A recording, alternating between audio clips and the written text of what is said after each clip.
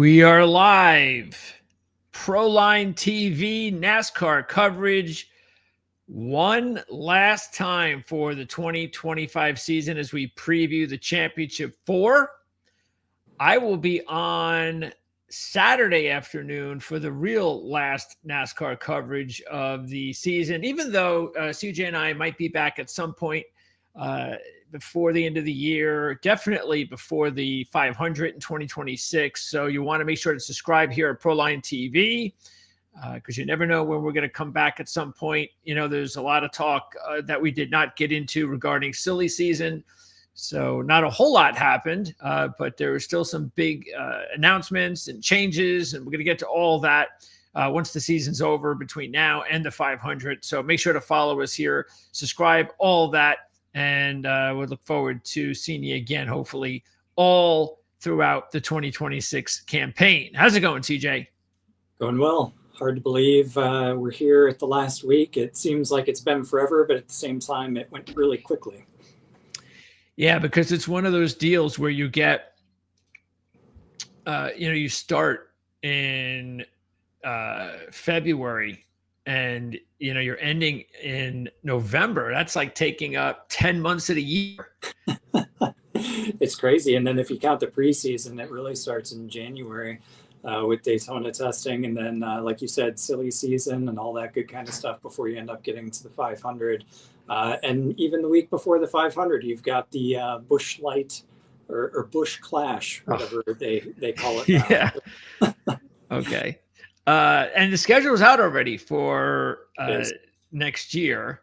So so when do we officially come back? Like, when is the 500 next year? And anything? Because again, this year it was a little early, as crazy as that sounds, but starting or ending the season on November 2nd just seems a little quick. 2026 is when they're actually going to move the Daytona 500. It's traditionally on President's Day weekend, so it's going to be like the 14th, 15th. Let's see here, the 15th. I was right. So 15th of February is when it'll start. We'll have the duels the Thursday before, the Clash 2 weeks before that on February 1st. But it's 2026 where they run into the inevitable pile up on the Sunday evening with the Super Bowl. So they're going to push back the Daytona 500, I think, in 2027, the year after next, to not clash with the Super Bowl. So a little bit of controversy about that, pushing the season back. When is the Super Bowl? Super Bowl would be President's Day weekend on 2027. So that would be like the 14th, 15th, 16th, around there. Okay. So normally we start the week after, correct? We start the week after the Super Bowl, exactly right. But since the NFL added that 17th regular season game every couple of years, you're going to end up on a Sunday where President's Day weekend is that Super Bowl weekend. And the first one since the NFL added that extra game is going to be 2027. So we'll start extra late in 2027, but next year starting right around the same time, mid-February.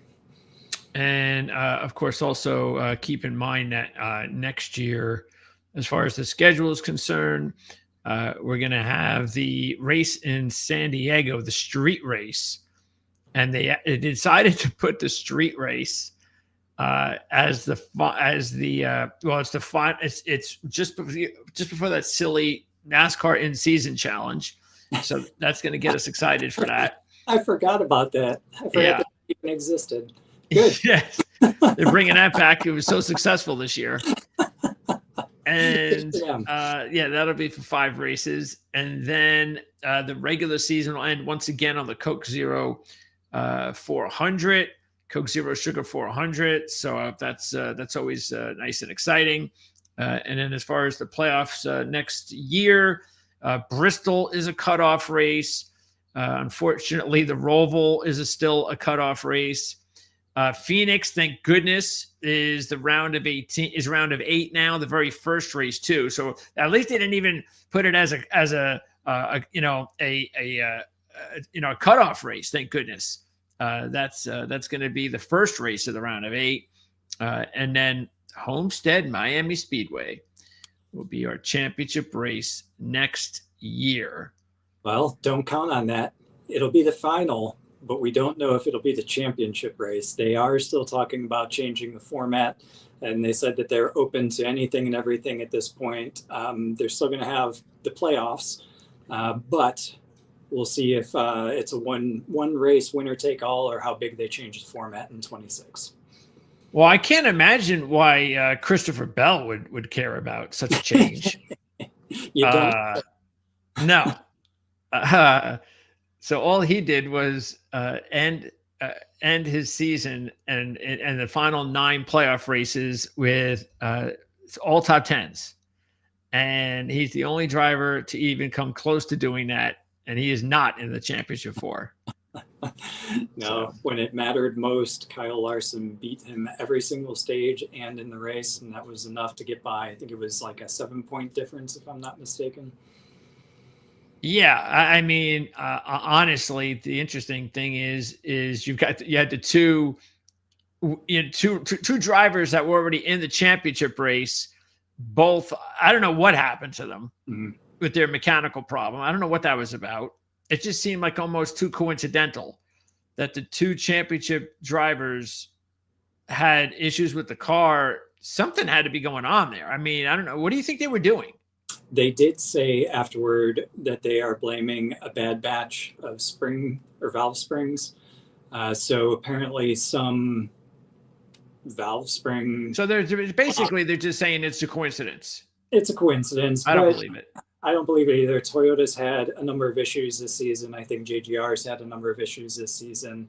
I don't know that it's necessarily going to be a problem in Phoenix. It hasn't been every single weekend, but they have had their fair share of problems, and both of them happened to hit last week. So that's what they blamed it on. If you want to believe it or not, I guess we'll see coming up this weekend. Okay. So William Byron goes from the pole and becomes the first pole sitter to win at Martinsville since 2013. And it was just a 2-driver race. It was Byron from the pole and Blaney from way back.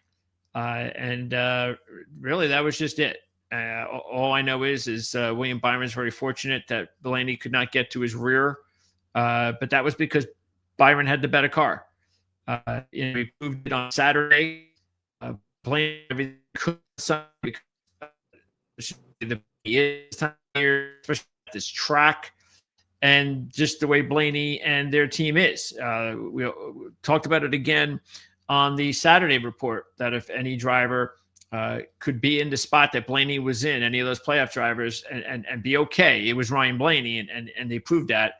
But they just couldn't get by Byron. And again, at least they couldn't get by the best driver that deserved it.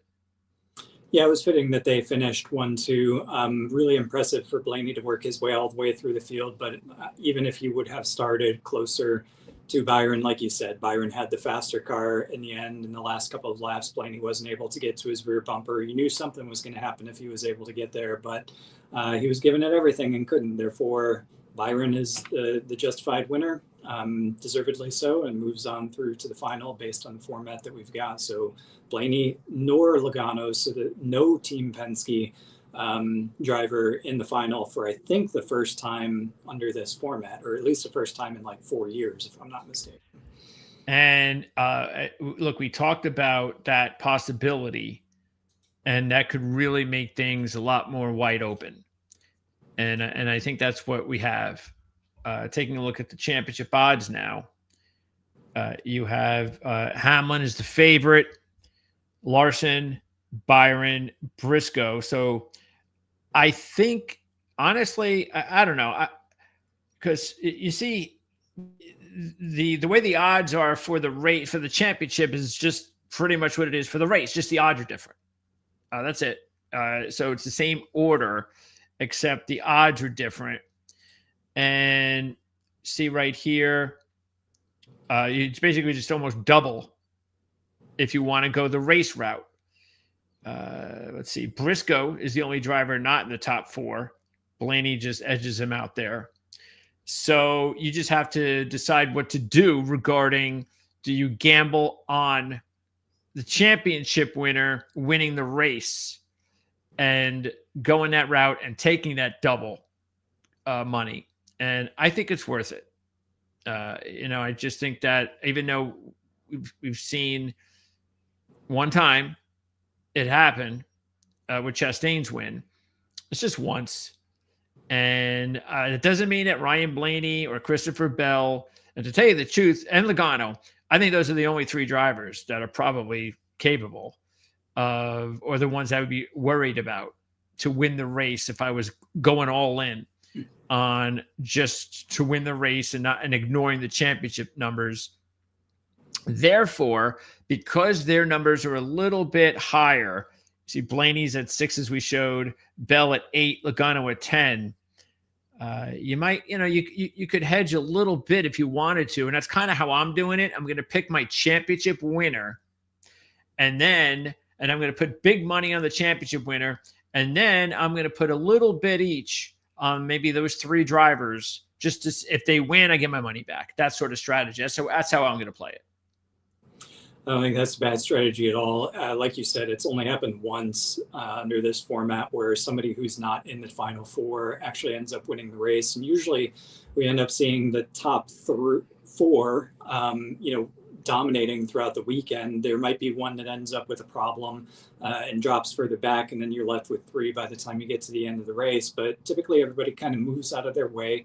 Nobody wants to be remembered for getting in the middle of a championship fight unless you're able to completely drive away and leave it in your rearview mirror like Chastain did that one time. I just don't think it's going to happen, and pretty much every other car on the track is just going to be ceding ground to these top 4. And by the way, if you look at Phoenix statistics over the past 7 races, which is the next generation car, the only championship 4 contender that's not inside even the top 6 of average finish at this track under the new generation of car is Chase Briscoe. So again, I think these championship 4 are among the fastest at Phoenix and the top finishers pretty much every single time we come here. And then add to that the fact that they're racing for a championship and people won't want to get in their way. And I think that makes for a really smart move of betting on the race versus betting on the champion here. But again, if you want to hedge, I think that's a logical path to take as well. Yeah, because I even start of one of the restarts, and I forget how much time was left. It might have been about 50 laps. I forget which restart it was on Sunday, and this was one where Blaney was first. This was still when he was first off of the restart, and so he clearly had the lead. But Chastain was right behind Blaney in second, and let's just put it this way: if Chastain was trying to get in to the championship, there's no way he's letting William Byron in. Yeah, he just let him in, and I noticed it because I didn't want him to let him in. But I was like, "What the hell are you doing?" That was easy, but that's what you're going to see on Sunday. They're just not they're not going to get involved with making a because they might just make a mistake that they're not trying to make. They just slip, or maybe there's something they get loose. It's an accident, and they don't want to be the ones that get involved and in that situation. So that's why you do have to have a really fast car, like so fast. And we'll talk about it on Saturday. If somebody comes out in qualifying, practice, whatever, looks really fast, hey, we'll talk about it and say, hey, you might want to hedge with that driver because maybe he's just too fast and he'll just want to stay away from everybody with the lead, which can definitely happen. Okay, so let's talk about the differences because, again, we've got the data from the first race. But just like we saw once again with Martinsville, just because what happened the first time doesn't happen the second race. And especially when you're dealing with the championship race compared to the first race. And in the first race earlier this year, it was Christopher Bell. Matter of fact, Christopher Bell has a habit of winning big time in the spring at Phoenix, not necessarily following it up to victory in the championship. I'm sure he wishes he would have done that last year. So there are some interesting things to look at, which we'll get into regarding the differences from drivers in the next gen. We'll stick with mainly next gen and how they've raced either in the championship race or the spring race. And I don't know. We've seen it before, but we're seeing it even more so now. The differences from just knowing what kind of data you get with that first race is just so important to all these crew chiefs and drivers the next time around. It is, and I think you're definitely at an advantage if you were the underdog or the one that lost the first time through. If you're so good, if you're so dominant at a place or in any sport, it's really hard to know what to change in order to keep ahead of the competition. If you're behind, you can pinpoint the areas. You have areas to look at, you have areas to dig in, you know what spots you're weak, and you focus in on those, and that's where you make your changes. But if you're so dominant that you don't really have many weaknesses to look into, it's really hard to second guess yourself, make a change, and oftentimes the competition just closes in on you. And I think that's what we're seeing here. We know that this car is way more adjustable than the cars of the past. The data, as you said, that the teams get to work with as they come into the second round or the second visit of any track, I think is just so much, gives them the advantage if they were behind the first time through. So I think that clearly calls out at least one driver for me this weekend that makes him my favorite. All right. Well, let's get into what you need to know about handicapping this track at Phoenix. It's an asphalt flat track. The most similar tracks would be New Hampshire and Richmond, correct? Yeah, generally a flat track. I think the biggest turn or biggest banking in a turn at Phoenix is 11 degrees. Most of them are like 9, which is effectively flat. And I think New Hampshire might be around 9, 10, 11 degrees in the banking as well. So very flat 1 mile track, oblong in shape, but basically mechanical grip and track position. And I remember what Denny Hamlin said after New Hampshire, and talked about how he felt that what you saw there at New Hampshire was going to be pretty much a lot of those drivers, a lot of those, the teams were going to bring what they had there, and they learned it in New Hampshire into Phoenix. And it was going to be, if you didn't have it there at New Hampshire, you were going to really have to make some serious changes to make sure you did have it at Phoenix. So, you want to take. I would really look at the New Hampshire race more than Richmond. But definitely both of the tracks.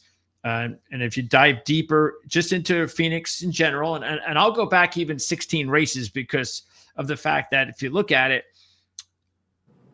all 16 winners, the last 16 started in the top 7 rows. So you got to go back to the 17th before you get a big jump outside the top 7 rows starting position for winners. So, and also 13 of those 16 started in the top 10. 7 of them, which is, of course, just about at 50%, were in the top 2 rows at the starting position with 3 pole sitters.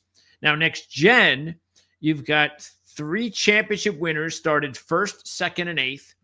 And as far as the manufacturers, you've got 3 Ford, 2 Chevy, 2 Toyota. So manufacturers, I don't really care about, especially with Penske out of here. If Penske was here, we'd say, well, they're the favorite. But Penske's not here. So again, I think that makes it a lot more wide open. Are there any other interesting tidbits, trends that you think we should be keeping an eye on? What do you think about qualifying for this race? Very important.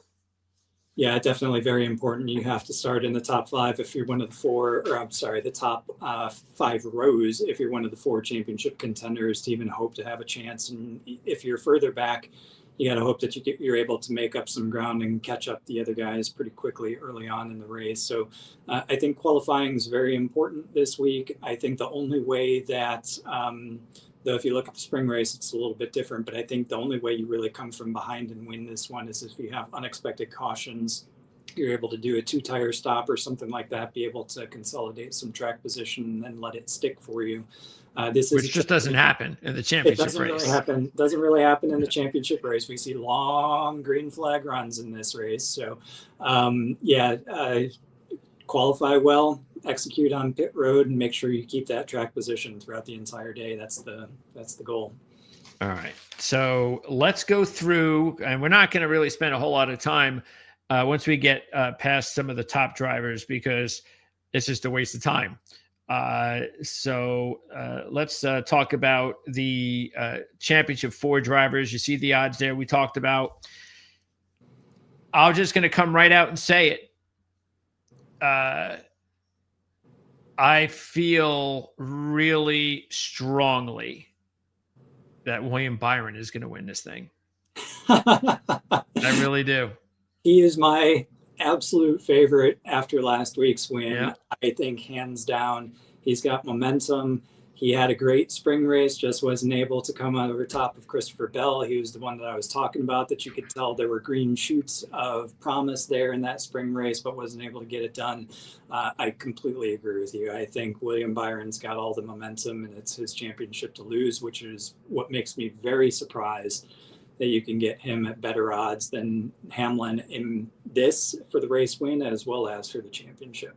Yep. And that's that's kind of why I just went out and I was able to get him at 6-1 at one sports book for the race, obviously.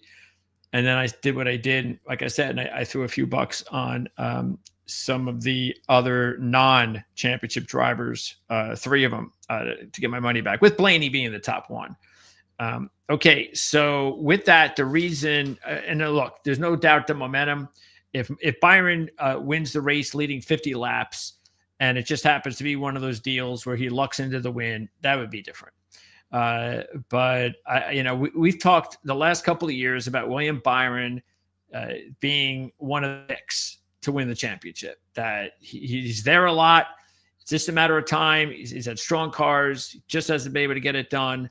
And yeah, I just have that feeling after dominating the way that he did and holding up Blaney as well. I thought that that was huge. It wasn't like he held off, just some regular driver. He held off him and Logano, 2 of the top drivers at this time of year, especially at that track, to get into the championship. And I think that means something. He's got to win here. And that was in the spring of 2023. He also has a couple of poles during the NextGen. So that shows you he could be fast at the track. 5 top 10s out of 7. 6th this year, pole, led 83 laps.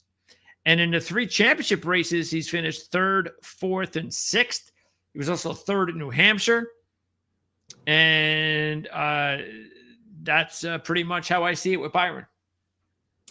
Yeah, the clincher for me, so everything that I said before rings true. So a lot of momentum. Obviously, he dominated last week. We talk about him coming alive in the playoffs. Perhaps this is the year. And last week was a perfect time where we're seeing the playoff William Byron that we know, and maybe he's just timed it better this year than he has in past years. But then I went and looked at, again, just the last 7 races at Phoenix in the NextGen car, and ranked everybody by their average finish. And William Byron, for every single category, is the top. So he's got the win, like you said. His average start position is 4.1. His average finish is 8.0. Total laps led, 273. He's second only to Ryan Blaney if you look at the stats that way. And if you look at Kyle Larson and Denny Hamlin, they're down 5th and 6th place. And then further on down, 12th is Chase Briscoe. So I think the stats, not just from the momentum standpoint of coming off of great tracks, great flat tracks in recent races here this season, but then also specifically looking at Phoenix, everything's pointing toward Byron as being the better at this track of all 4 of these guys. And seeing Hamlin as that kind of surprises me, that he's the favorite even over Larson. We talk all the time that Larson is always the betting favorite, but if there is a driver that is second, it's Hamlin. So I get it. I do wonder if this is just, I don't know. I wonder if it's a little sentimental. I don't know. But the fact, because look, maybe they look at his history at the track and they see 17 top 5s. Okay. And that's a lot. Almost 1,000 laps led. Very impressive. But the problem is, in the NextGen era, his second place finish this year was his first top 5 out of the 17. So that was it. Now, it's a good sign, I guess, that he did it this year because he needs the championship this year. But remember, 12th at New Hampshire. So he talked about it on that show because he didn't have it. And he was basically talking out loud and letting everybody know what he knows that his team has to do. And they got to fix the car to get better by Phoenix. And maybe they will. but that's something they have to do. And when you're taking a look at the favorite, well, I don't want the favorite to have to go try to find a way to get the car to be better. I mean, you're supposed to be set and ready to go.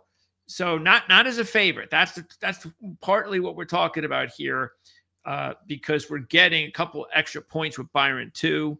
And for Larson, it's just the same thing that we've seen since the Indy 500 weekend. Yep. It's just nothing's changed.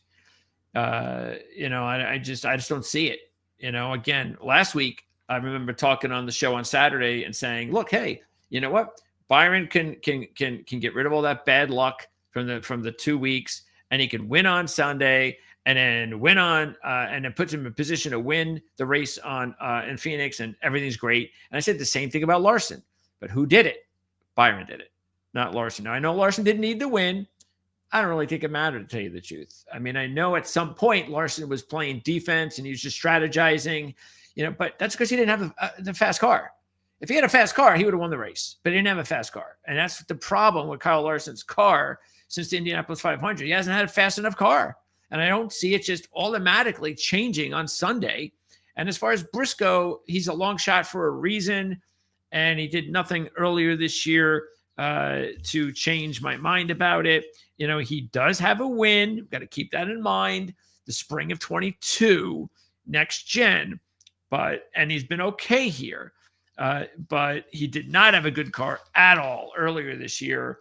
And I would say this, though, because he is the long shot, and I don't really feel that Hamlin or Larson I'm so afraid of them because they're short-priced favorites, that I'd actually rather just take Briscoe as my second choice because he's a long shot and go with Byron first if I was going to do that.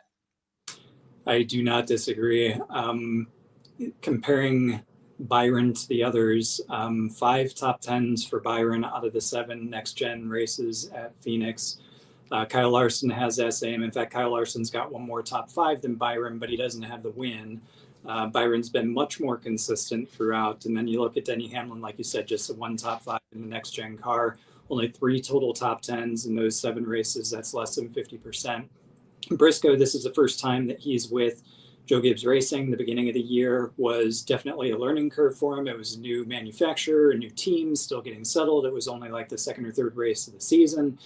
So I think you got to give him a little bit of slack for his performance earlier this year. He's much better now, a different driver, much more settled in, knows what he needs out of the car. So I think he'll do better, which is why I completely agree with you that you take Byron as the favorite. And then if you go with anybody else, you take Briscoe as the long shot because he is the long shot. Everybody else is going to be considering themselves a favorite. Certainly Larson or Hamlin, maybe just a quarter of a step back being Byron. Briscoe is not in that conversation yet. He will be in the future if he keeps driving like this. But I think from a wagering perspective, the way that the odds are set, you have to go with Byron as a favorite. And if you're going to go with one other one, then you go with the long shot as Briscoe. Who would you take between Hamlin and Larson? I would take Hamlin. Because again, I just don't see it with Larson. Whereas I know Hamlin, at least that he's got this, even if it's just a little extra, there's that little extra drive that he's going to have to win his championship. Larson already has his. It's very little nitpick there, but again, it's because I just don't really have a good feel for both of these drivers. But I'd rather take the driver that. If I think both are even coming in, I'd rather take the driver that really, really, really wants it. Yeah, I think they are both really even. I'd probably go with Larson only because he's been more consistent recently than Hamlin. I agree that Hamlin's got more of the hunger and the aggression, and that'll come out. That could also come out to bite him. But I do think Larson, if it comes down to it, maybe finishing top 5 is enough, and maybe Hamlin does a top 10 kind of Phoenix like we typically expect from him now under this NextGen car, and it becomes Larson's because again, I haven't seen a whole lot of inconsistency from Larson. Obviously he ran out of fuel on the last lap at Talladega, but he was in position to win that. I think he was in the top 5 last week. If not, he was in the top 6. Did not lead any laps, so it's not like he's going out there and leading races. Like you said, he doesn't have the edge to win, whereas Hamlin does. But for me, I'll go with the consistency and take Larson over Hamlin. Okay. Now let's talk about the non-playoff drivers. And one of our viewers says Blaney wins the race. Larson wins the championship from Chizo. And I don't disagree with his pick to go with Blaney. No. Especially if you're going to go with a non-championship driver, because it's really funny to remind yourselves that he hasn't won at Phoenix yet. Which you just really he hasn't won there yet. So it's almost like he might be feeling the need to get back at what happened to him when he won his championship and didn't win the race.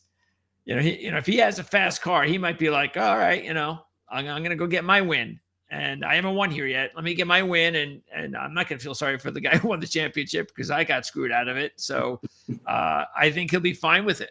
And he's just really good here. He's got 11 top 10s in his last 13, 9 top 5s, 4 runner-ups.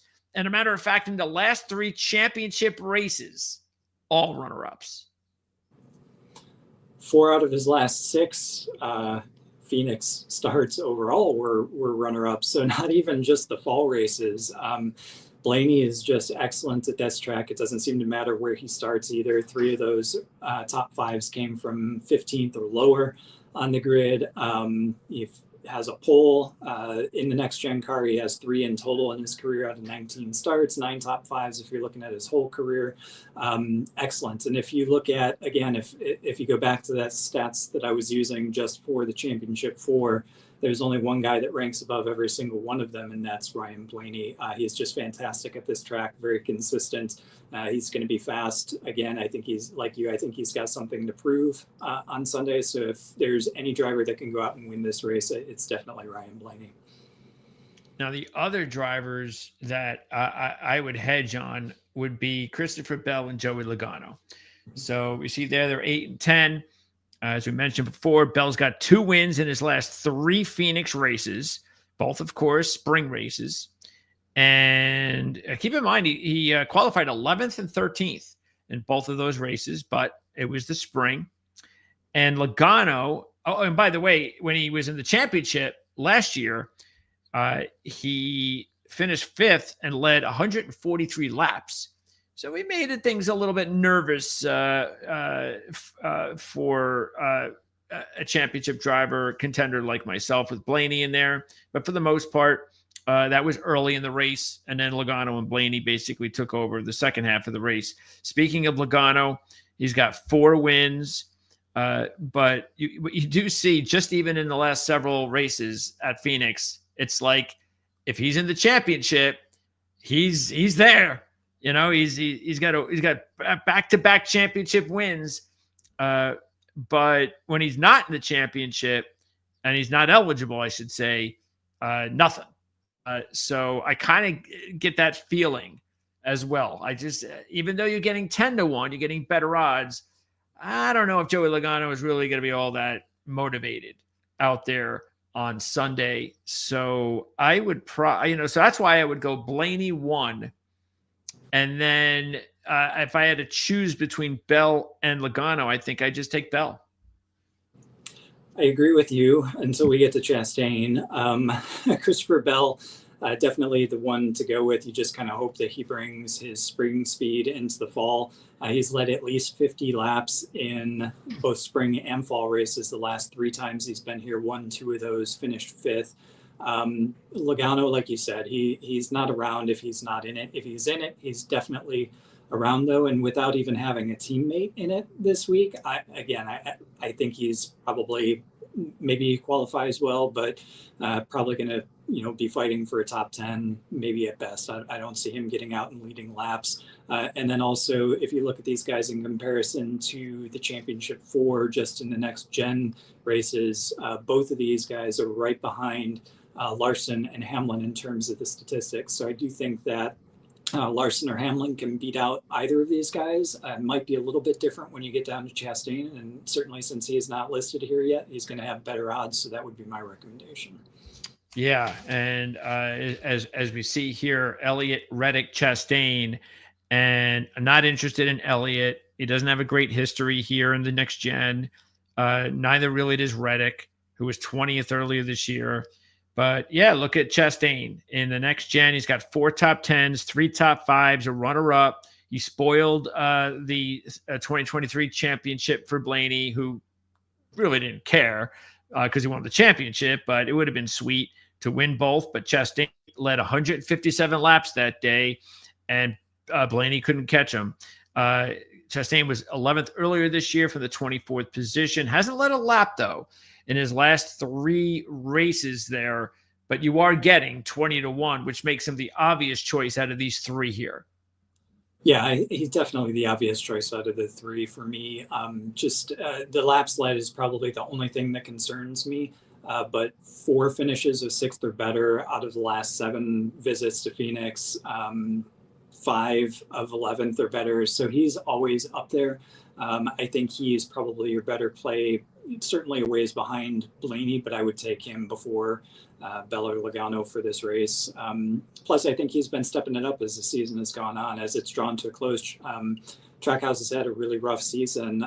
Aside from SVG's victories, they haven't really had a whole bunch to be happy about. But Chastain in the past couple of races, maybe the last 3 or 4, has actually started to pick it up. So I think he closes out the season strong. Phoenix is a track where he's good at, so I could see him inside the top 5, if not going for the race win. Yeah, Chastain, his 4th place finish at Martinsville on Sunday was his first top 5 since his win in the Coke 600. All the way back in May. It's been quite a while. And like I said, they need something in this team to hang their hats on before they go to the winter. SVG is definitely improving. We talk about him getting better from an average finish perspective on the ovals. Last week was another top 15 finish for him. Chastain stepping it up here as well. We know that Suarez is out, moving over to Spire Motorsports in 2026. But I think Chastain can close out the season pretty well here with the top 5, if not fight for the win if he's got the right car.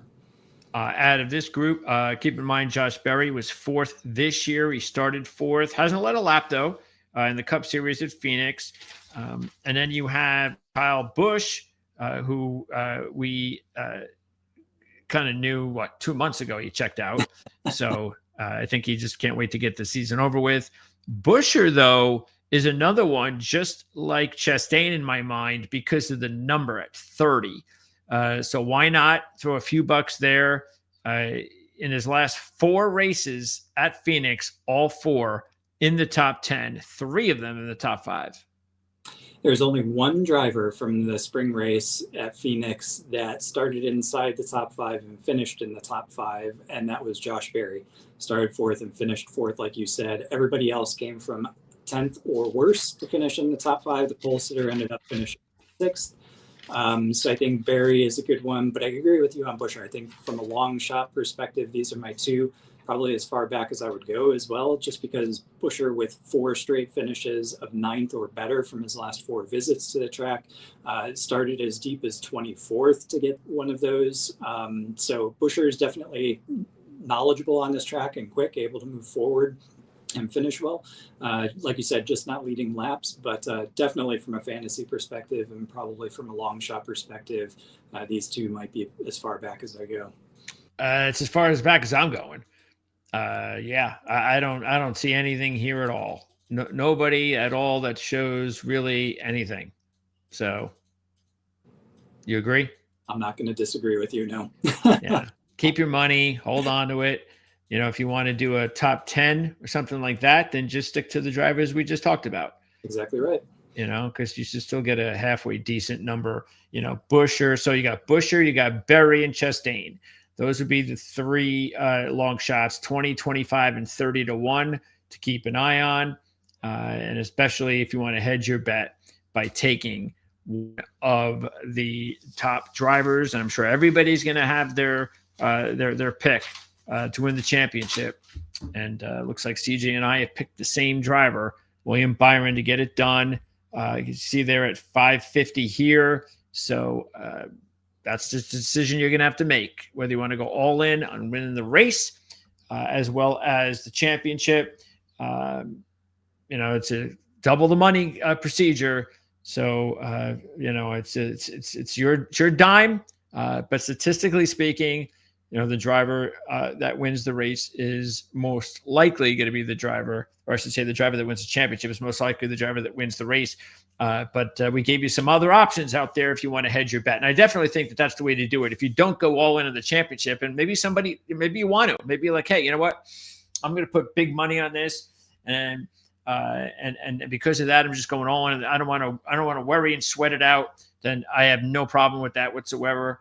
But definitely make sure to hedge your bet with a few drivers, some of these long shots. So that wraps it up for our coverage for the NASCAR championship. Before we wrap up things, and again, don't forget, we'll have the report, the final RotoWire DFS report from CJ later in the week on Friday. Kevin will have his final pick on Saturday, and then I will be on sometime on Saturday afternoon to update what happened. Don't forget, practice is Friday night, and then the championship qualifying situation is on Saturday. So you got practice one day, qualifying the next day. So just keep that in mind.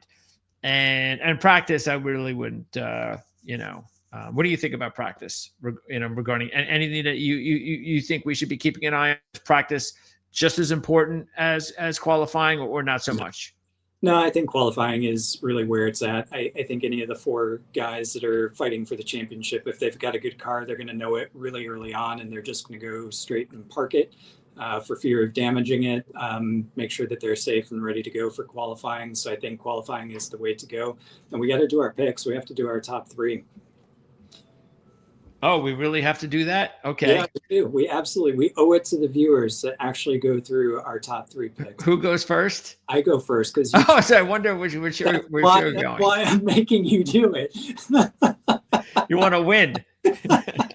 You took Blaney from me last week, so okay. I'll take Byron this week. All right.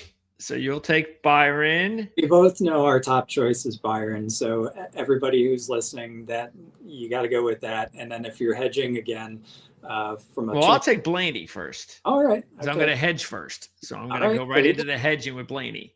Perfect. That makes it a little bit more difficult for me. I will go with, I'll take Bell then. Okay. So Bell at 8-1, and I will. I'll just go ahead and take your Chastain then. That leaves me with Buescher, and that leaves me with Berry. There you go. All right, so a lot of B's: Byron, Bell, Buescher, Blaney, Berry. Yeah, we have all the B's. Chastain thrown in there. Okay. So, and we might next year. I was thinking we'll have a different way of doing the picks and all, because I know that there's a better way that we can do it, and I want to make sure that we can figure out the best way that everybody can make some nice money. And we've done a good job, but I know we could figure out a better strategy for next year. Okay, so before we wrap up, we've got to talk about F1 since there is no F1 race. Yeah. And it's getting to be a little bit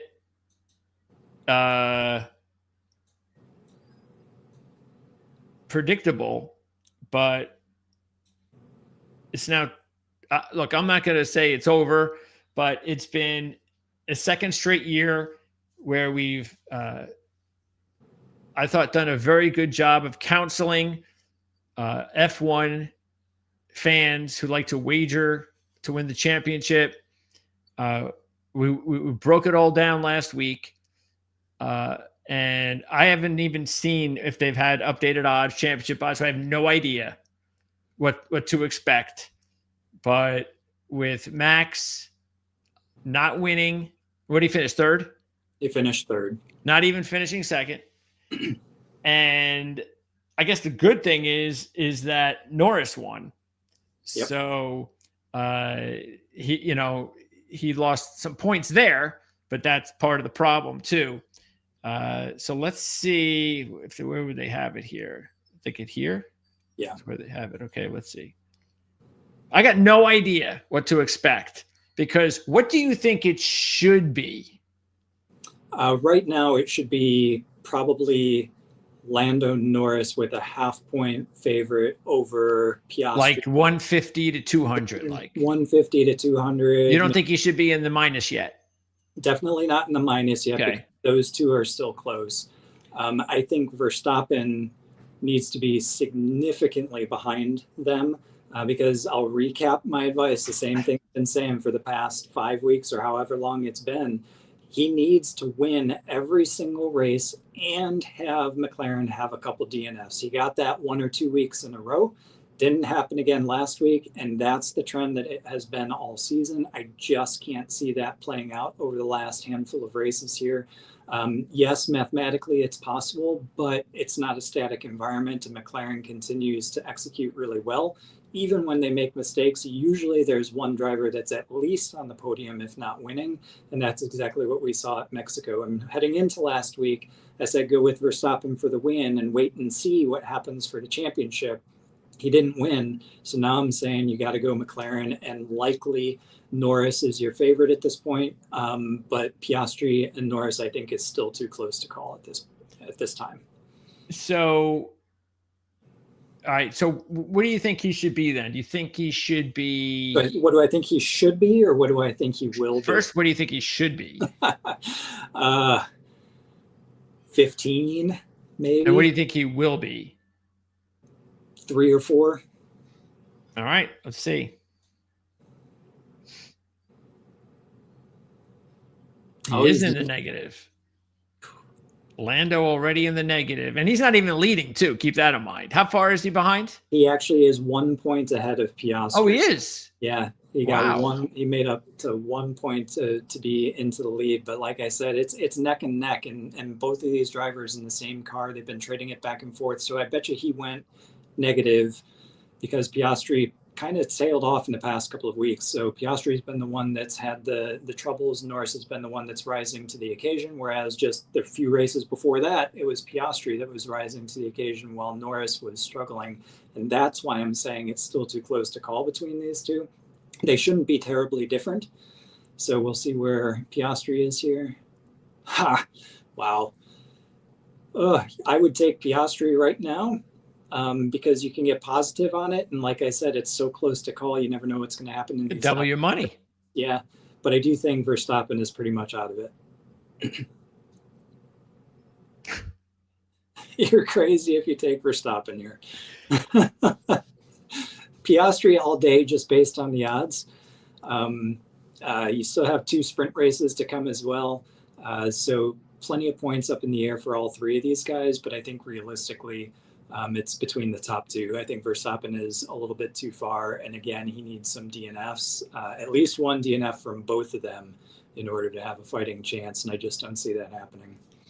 Yeah. I mean, it's just still, you're asking for a lot of trouble for Piastri and Norris, and then win. And it's, I mean, if he would have done that, he would have won on Sunday. It's like, if he's that dialed in to win all these races, there's no excuse for him to lose. And what was up with the start of that race?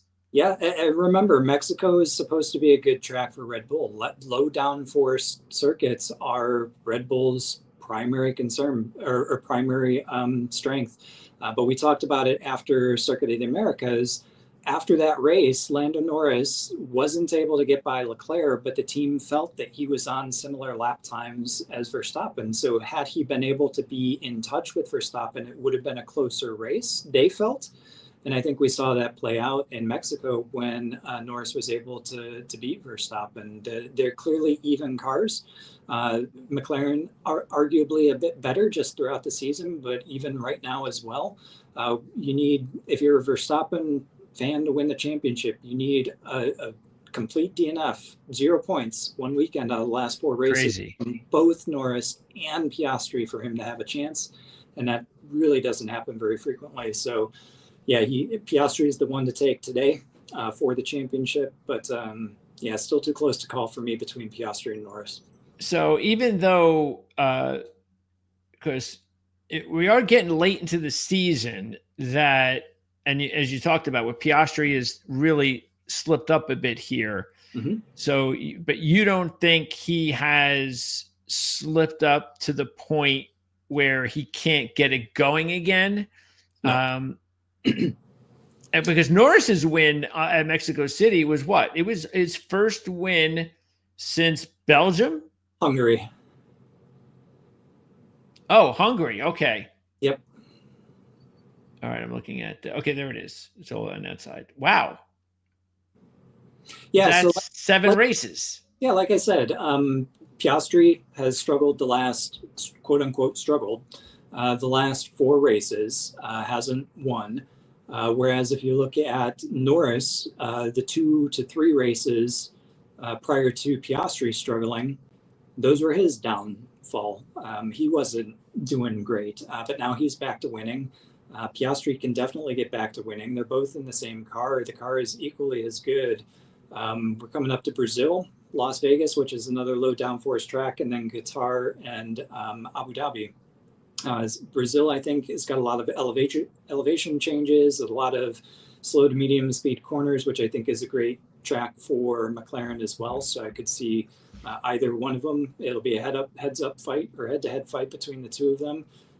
Las Vegas will be kind of similar to what we saw, I would expect, in Mexico, which again, it's going to be a straight fight between McLaren and Red Bull. So I think, again, Verstappen's out of it. Flip a coin for Piastri and Norris, but take Piastri today if they're giving you positive odds. Okay. So even though he hasn't done well before this race, it wasn't like Norris was doing anything that much better than him. No, they've both had their troubles. They've both had their sluggish periods, last 3 or 4 races each. Maybe if it goes to Brazil and Piastri has another, race where he's just soundly beaten by Norris, maybe then you can start saying, okay, it's in his head. He's a little bit behind Norris. But by that time, Piastri could be minus 300. Exactly right. And Norris is going to be, like you said, so far out of reach that it doesn't make sense to take a bet at that point anyway. I mean, what's your gut tell you? My gut odds off the board. Odds off the board right now, gut tells me that it's Lando Norris just because of his experience. Piastri is a little bit more inexperienced. This is the first season he's ever won a race. Norris has won races in the past. Therefore, I think he's got that little bit of mental edge that takes him to the finish. He's got a healthy enough lead over Verstappen that as long as he keeps finishing on the podium, it's basically his. All right. So we are going to talk more F1 right here on the channel. 2 weeks from now, right? Next week we'll head to Brazil, so we can. Next week. Yep, we can preview Brazil next week. Well, that's what we'll be doing. It'll turn into our F1 coverage till December. Till Christmas. Yeah. Yeah. And next week we'll definitely take some time to recap the championship race before we talk some F1, and then we'll talk some F1 on those final 3 shows ending in December. And then we get a little tiny little break before we're back again for the 2026 season. So appreciate it as always, CJ. Looking forward to we'll do this again at least one more time where we talk a little bit of NASCAR, but looking forward to a whole new season handicapping NASCAR in 2026. Me as well. It's been fun. Thanks for having me. You got it, CJ. Thanks to everybody out there. Don't forget to check out our show on Saturday. That's when we take a look at qualifying and practice for the race on Sunday. And don't forget, subscribe, hit the like button for all that good. Hopefully it does us here to hit the traffic that we need to keep giving you guys this really awesome free content. Also, make sure to check us out later tonight. I'll be doing a football preview show at 7 o'clock, NFL, college football. And then tomorrow we have our Breeders' Cup special, which I think is going to air right around 4:30. Big races this week in the thoroughbred industry. So if you're into horse racing, check that out tomorrow. So for CJ Verdun, I'm Greg DePalma. We'll see you guys again real soon.